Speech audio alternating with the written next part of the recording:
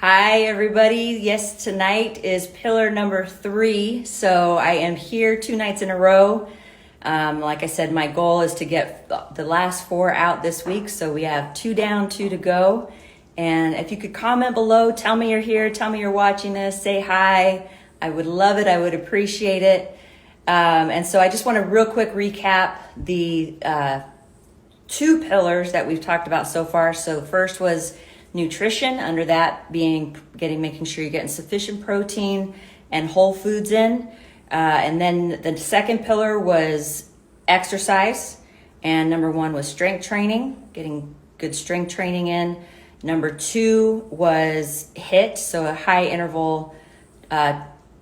intensity interval training. Talked about that in my video. And then number 3 was walking. So if you missed any of those 2 videos, I do have them. They are all in one place. If you just go to the top of the Facebook page, you'll see topics and it'll have hashtags.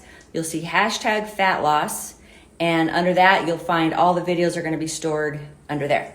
So you can go back, watch any of those if you missed them. And so tonight is pillar number 3. I'm going to talk about sleep. And as far as sleep goes, I think we all know that getting quality sleep is super, super important, and it actually can help with fat loss. And there's 4 main ways. There's a lot of ways it can help, but there's 4 main ways I'm going to talk about tonight as far as how it can help with fat loss. And it can do the opposite. So it can hinder fat loss and have you storing more and stuff like that. So I'm going to discuss those 4 ways. Go ahead and name the 4, and then I'll go into each one after I name them all. So the first one is hormonal regulation. And the second one is sleep gives your body the rest and recovery that it needs. It increases your energy levels, and it gives you an increased mental clarity. So here's more on why each of those 4 pillars are important. So hormonal regulation. Sleep helps regulate hormones such as leptin and ghrelin. I always say it wrong. I can never get that one right. Which are involved in regulating appetite and energy balance. So when you don't get enough sleep, the levels of these hormones can become imbalanced, leading to increased feelings of hunger and decreased feelings of fullness. So these can result in you overeating and can definitely hinder any kind of fat loss that you're aiming for.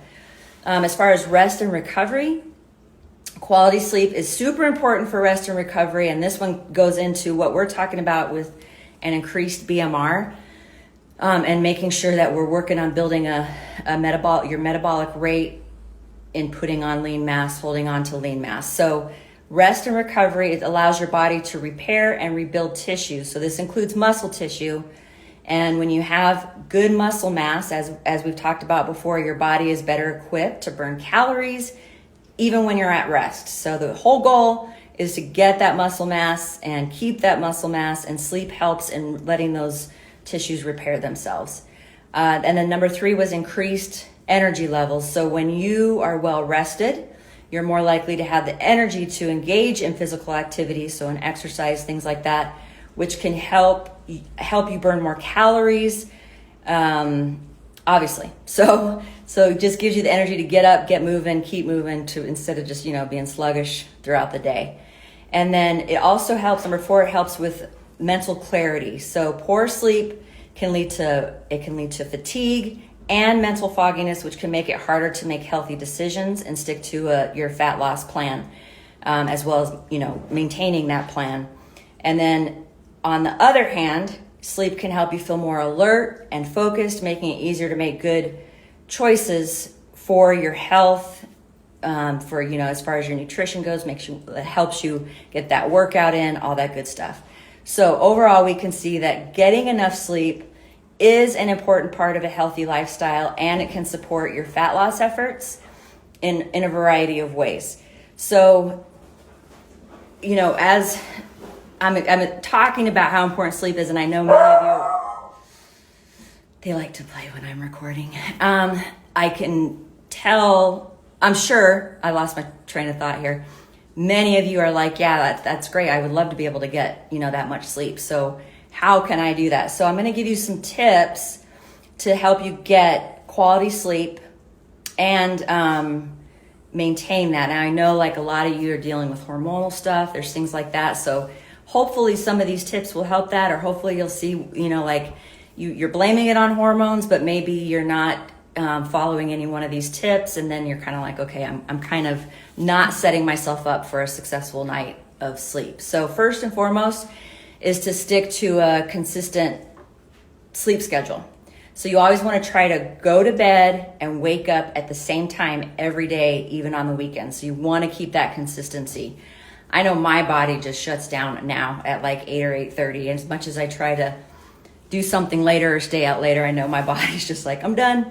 But you definitely want to try to stick to that same sleep schedule that you have on the weekdays. Really try to carry that over to the weekends. And then you want to create a relaxing sleep environment. So things like making sure your room is cool. I keep my house at 68 in the winter and the summer. As soon as it's nighttime, I make sure it's 68. I don't have the heat on in the winter. I live in Arizona, so we don't really need it. But we have some chilly nights, but I like to sleep with it cold because I sleep so much better. If it gets up into like the 70s at all, then I end up tossing and turning and having a hard time sleeping. So making sure that your bedroom is cool, making sure it's dark, so your electronics, all the lights from maybe your TV, cable boxes, your phone or whatever, all those lights can't be seen. It's, you have a completely dark room, and then obviously that it's quiet. So another thing is you want to make sure you're using comfortable bedding and pillows. So make sure you're feeling comfortable, and if you need to, invest in some quality pillows, quality bed, so that you're not waking up, tossing, turning, and all that. You definitely want to avoid stimulants before you go to bed. So things like caffeine, nicotine, alcohol, those can hinder quality sleep before you go to bed. And then you want to develop a bedtime routine. So literally like you do almost the same exact thing every night before you go to bed. So it could be, taking a hot bath. It could be reading a book. It could be praying, meditating, just any kind of relaxation techniques that you have. Create that routine right before you go to bed, and make that a consistent thing. And you have a cool room, dark room, you're going to bed at the same time. These kinds of things will make a huge difference on your sleep, quality of sleep. And then you definitely want to limit any kind of screen time before bed, because the blue light that comes from those electronic devices can interfere with your sleep. It interferes with your melatonin. So avoid using your phone, laptop, tablets, and things like that before bedtime. So I would say like a good hour before bed. I know that's tough because a lot of people wind down to like their phones and stuff like that. But if you are having a hard time sleeping and you're on your phone until right when you're going to go to sleep, that can mess up your routine or your quality of sleep. So, okay, exercise regularly. So exercise for sure can help improve your sleep. And then the thing is though, you want to be careful if you're exercising right before bedtime, because that sometimes can get you all hyped up and stuff like that, and then you don't end up getting quality sleep. So make sure that you're getting done with your workout in time, that you can still have that wind down time before your workout. And another thing that I've been reading recently is just making sure that you're getting sunlight. Like if you're having a hard time sleeping, spending like 15 minutes out in the sun, again, helps with melatonin levels, which helps you sleep. So you're not, I know some people take melatonin to try to sleep, which I have a tip for that as well. The most natural, best way to get it is by making sure you're getting about 15 minutes of sun before or during the day, at any point during the day. Today's not a good day because in Phoenix, it's raining and cloudy, very cloudy today. So I've been wanting to take a nap all day, but I'm not. So, okay, so then avoid large meals before bed, because eating a large meal before bed, it can give you like indigestion, and then that can interfere with your sleep. So just avoid any kind of large, I'm not saying like don't eat before bed, but just like really large, heavy meals. And then another thing, which we're also going to be talking about tomorrow in Pillar 4, is managing your stress. So the stress and anxiety, as you well know, I'm sure, can interfere with your sleep. So you want to try to manage that stress through some relaxation techniques, like I said, like praying, meditation, talking to somebody, maybe talking to a therapist, or just finding ways to deal with your stress and learn how to manage it. And again, I'm going to talk about more of those, go into more depth of that tomorrow. So that'll be hopefully tomorrow. Pillar number 4 is tomorrow. So, and then make sure you're investing, like I said, in a comfortable mattress and pillows. That can make all the difference in the world. And so you want to make sure that you're comfortable and cozy and cold. So, and then as far as like any kind of sleep aids, I know like one of the big things is melatonin. People like to take melatonin.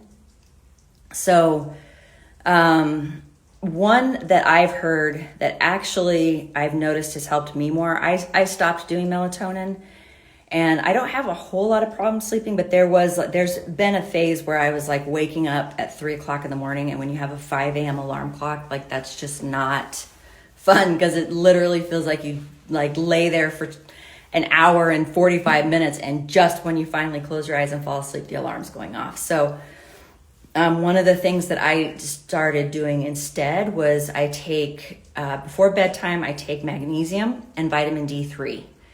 And we talk about helping with stress. That really helps with stress, helps relax you, calm you, and then really gives you like a good night's rest. So those are the best tips I can give you. If you have any that you implement right now that you want to share in the comments, please feel free to do that. I know you guys, I probably have tried a lot of things as well and found what works and what doesn't work. But it's very clear, and I think we all know, that sleep is super, super important for many health reasons, for your sanity, for your mental health, for your physical health. But what I really wanted to highlight was that it can interfere with your fat loss efforts. So one of the questions I have on our check-ins, so my ladies do a weekly check-in, they check in with me. One of the main questions I have is, are you getting 7 to 8 hours of sleep every night? And that's a super important. And how is your sleep? How is your stress? Those kinds of things. Because let's say somebody's just they're doing, like I said before, like they're doing everything. They're doing the nutrition, they're doing the workouts, but they're getting 5 hours of sleep a night and they're frustrated because they're not getting results. Then we would look at sleep as something that probably needs to be addressed and taken very, very seriously, because it really can make such a difference on not just your day. And we know that. We know if we've had a bad night's sleep, how hard it is to get through the day sometimes, but also just your overall health. And then if you've got goals and, you're trying to either lose weight, lose fat. I don't like to say weight, but you know what I mean. So lose fat, gain muscle. If you're trying to become a faster runner, any kind of performance thing, sleep is going to be key in making sure like that's part of the foundation you want to lay down. So that's why it's number 3, probably could be number 1 of all the 5 pillars. So that's why sleep is in there in the top 5 for me. So that's all I got for you today. Hopefully you can implement some of these things. And like I said, tomorrow I'm going to talk more about stress management and some things that we can do if you're, just feeling stressed or feeling like you're just like maybe hanging on by a thread or whatever. Some things that maybe you could start implementing to help, but also how stress can even impact your fat loss efforts and maintaining that.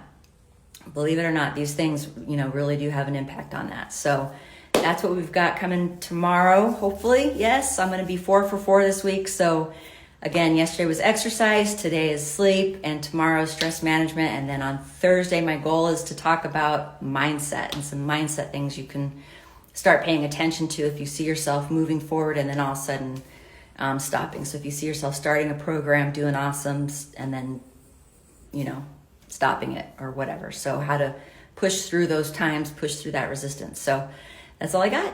In a week from today, I release my new 16-week roadmap. So again, these are all kinds of things that we focus on in that program. Everything in there is about how to set your life up, set your habits up, and it gives you the exact roadmap you need. So if you were going from Phoenix to New York City, you would need a plan, you would need a roadmap so that you're not, driving all these streets trying to figure out which way to go.